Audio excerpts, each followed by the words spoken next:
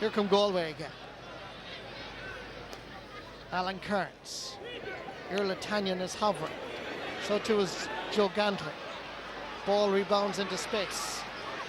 Nicky O'Connell is back there, but so too Damien Hayes. Looking very sharp.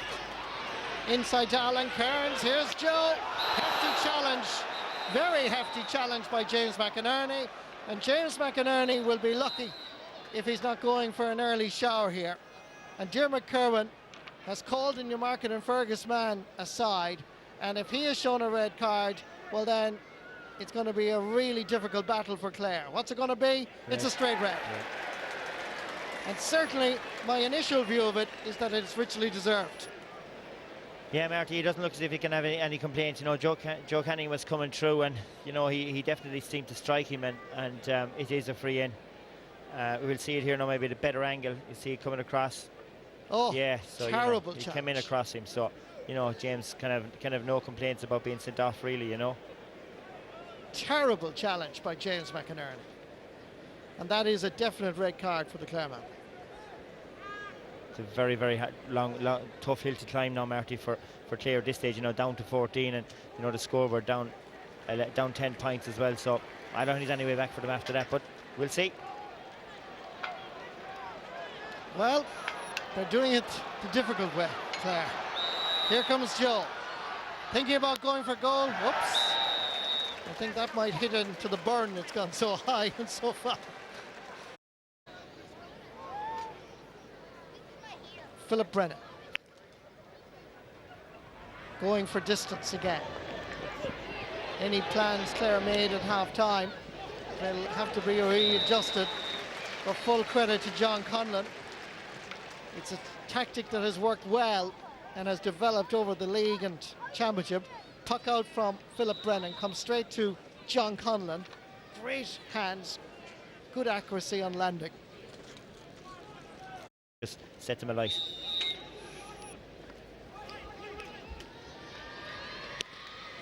Conor McGrath with the free, and he'll take the point as well. 5 points.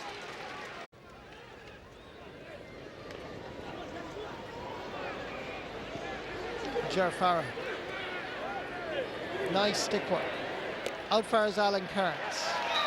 And that sails between the posts. Well, it now means the Galway full forward line have now all scored. 1-3 Damien Hayes, 1-7 Joe Canning, 1 point Alan Kearns. Long ball, dropping in, Damien Hayes hovering, loose ball, picked up this time by Cian Dillon.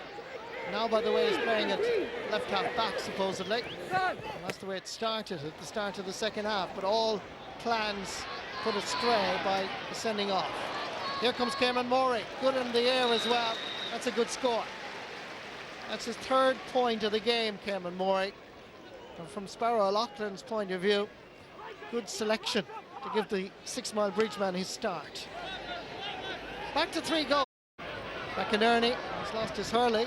He's still going to be there ahead of Tony O'Gregan. It's Conor McGrath actually. Good work by Donald Barry. As Tony O'Gregan, another hand pass anticipated. There it is to Adrian Culnan. Extra man paying dividends. Nice ball to Damien Hayes. The Portumna duet. Strike a nice balance. Hayes to Canning to now a goal and 8. Looks like David Collins is playing the loose man. David Collins is playing the extra man back in defence. Joe Canning seems to get a late challenge there as he was sending that ball across to the man from Baha, Joe Gantley. That's a good score that puts his name on the score sheet. If this guy gets the right supply of ball, they have a chance, you know, but you just can't waste any ball at this stage of the game with the deficit they have to climb, you know. Nicky O'Connell with the free. Nice. That's a good score for him. That's 5 points for him. Goes for distance. Good work. But then loses out in the tussle. Coming through was David Burke. Joe Gantley played well against Dublin, taking his opportunity to register his 2nd point. Two midfielders, three half forwards, three in the full forward line have now all scored for Galway. Yeah, and their two midfielders have scored as well, Marty. You know, when you think only three of their team scored the last day against Dublin, it's a complete turnaround. You know, they've really been up for this game since the start, and they're building. But it's very impressive when you see their two midfielders and all their forwards on the scoreboard. There was a bit of afters towards Joe Gantley after scoring. You just saw it there in the replay.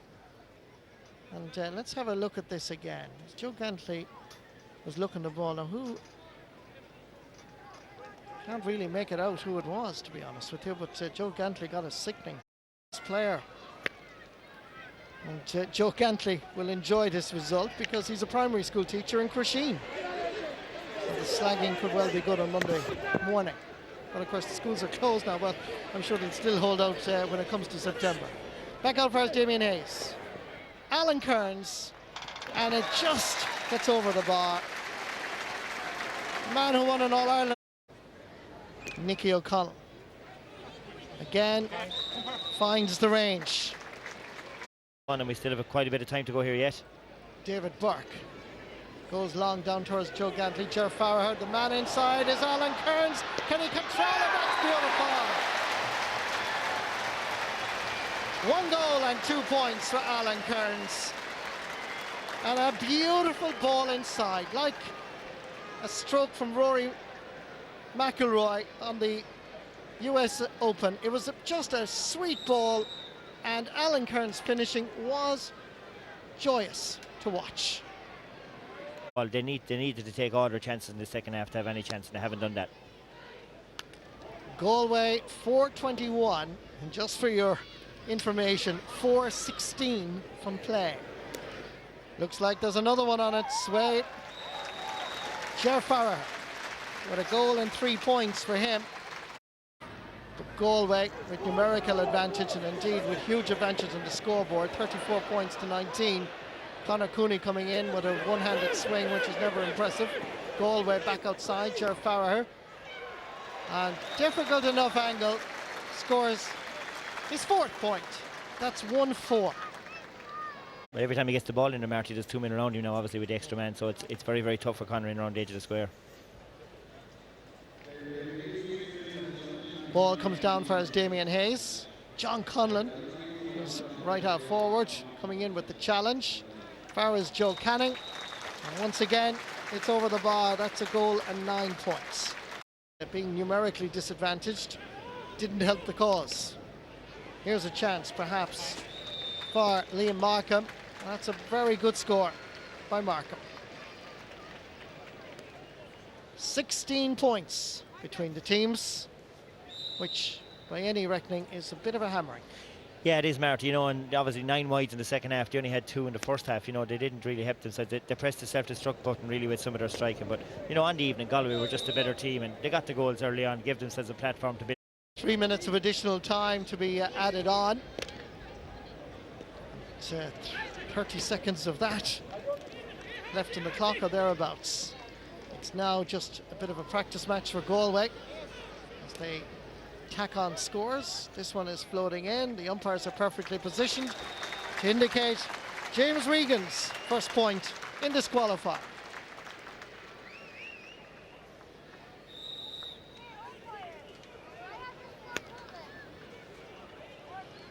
Puck out by Philip Brennan, and the referee brings the agony for Clare. Maybe could have another one as well, so they will be disappointed with the second half performance. One of those players who definitely stood up to the mark for Galway this evening was centre forward Ger Farragher. He's our man of the match, and he's talking now to Clare McNamara. Yes, he is. Michael Ger, congratulations. You are the man of the match. You weren't there the last day against Dublin. You were injured, but you came in and made a big difference tonight. Yeah, it was great to get back playing again. I was out for the last 2 months with the injury, so it's great to get back, especially after the defeat that we had the last day. So, we knew we weren't as bad as we played the last day, and we knew it was a big performance in it, and thankfully we got it today. What do you think was the key to the big turnaround? I think we played more as a team today. Lads, probably the last day under pressure to perform just to get to the Leinster final again. But today we said in training that we take the shackles off and just hurl the way we can hurl, and play more as a team, and I think that's what we did today. You see a lot of lads, nearly every forward scored and everyone threw the ball around. I think that was the difference. I suppose the challenge now is the consistency. That's often been the problem with Galway in the past. Yeah, that seems to be our problem, right? But that's one thing we have to work on, and I think today showed that we did that. But if just get another performance now the next, then hopefully we can do that, I suppose the good thing is you're still there, you're still contenders. Yeah, we are. I think it's next week now we're playing again, and we're just going to have to up the performance again. That was good enough to get over today, but there's, I don't know, there's a Cork or Antrim now, whoever down the line, and it's going to be tough as well, Okay, well, we'll find out tomorrow night. Well done. Thanks, Ger. Thanks, lad. So. Yeah, that's our man of the match from this evening's game, Ger Farrer, and he and his colleagues playing extremely well for Galway. And as Marty Morrissey said in the commentary there, Galway are right. The All-Ireland series is beginning, right? And isn't it nice that you're coming into that with that frame of mind after scoring 425, looking forward to a game next Saturday night? I'm sure a man who is extremely pleased, of course, with tonight's performance is the Galway manager, John McIntyre. He's with Clare now. Yes, I reckon he is pretty pleased. John, that was more like it from Galway. You had to deliver tonight, and you did. Yeah, I mean, it was last chance saloon. There was no safety net, as we said before the game. And my overriding emotion tonight, I'm just thrilled for the players. We've all got a lot of flack over the past fortnight. The past 3 months have been difficult ever since Tipperary brutally brushed us aside here in Pearse Stadium in April. And the past 2 weeks have been particularly traumatic. We've all been running the gauntlet of criticism, and in fairness, we let ourselves wide open for it. But we got the response we were looking for this evening. We changed things around on the training ground over the past fortnight. We got rid of some of the cones and the discs and just went hurling. And I suppose matches are the best way to sharpen up a team. And I knew I didn't know how good Clare were going to be. I knew they were going to be energetic. Obviously, they're youthful, but I was reasonably confident that Galway were going to be a much sharper team tonight than they were against Dublin. And it's a good answer to our critics, but we have to keep a sense of perspective. Clare were reduced to 14 men. They're on a bit of a hiding to nothing after their great performance against Tipperary. And to be honest, at the beginning of the year, if Galway were people looking ahead, and if Galway came up against Clare in the championship, Galway would have been expected to win. So all we've done is what we were anticipated to do last spring. And what you have to do now is keep it up. Yeah, but look, at least we're going into the next game with momentum. But my rallying cry to the players in the dressing room: let's not forget what it took to get this performance out of them this evening.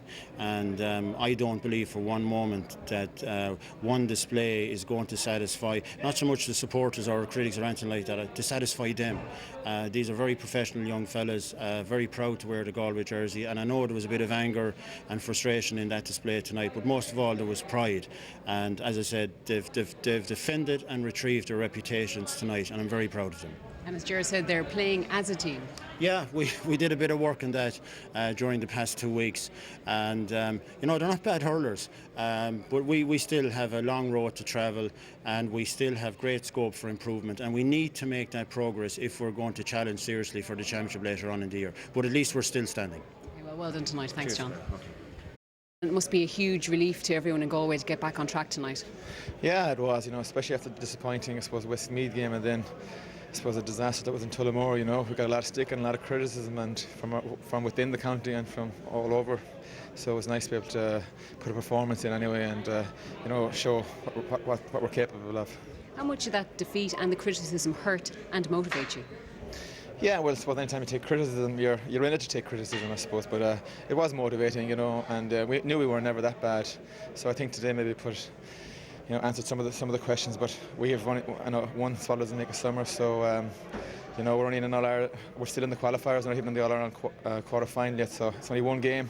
We have to put it back to back now and keep improving because the likes of Kilkenny, Tip, and Dublin now are playing very well. So we need to get up to that level. Huge performance by the Galway forwards tonight. You scored 1-2 yourself. Great movement amongst you. Yeah, it was. The stadium and the pitch was in great nick as well, and the lads started moving very well. And they took their chances. We missed a lot of chances against Dublin, but today I think we're a bit more clinical.